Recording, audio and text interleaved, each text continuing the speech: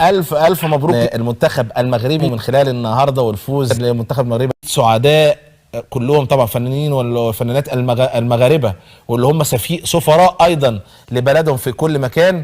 كرة القدم يخسر بفضيحه امام المنتخب المغربي.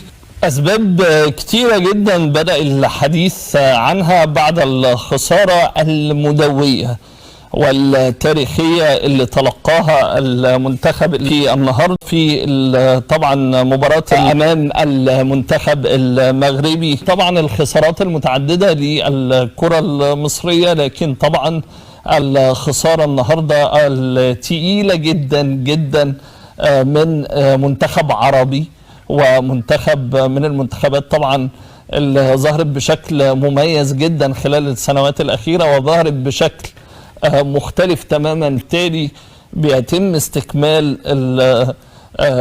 يعني تألق المنتخبات المغربية، لكن نتيجة غير متوقعة تماما بالخسارة من المنتخب المغربي.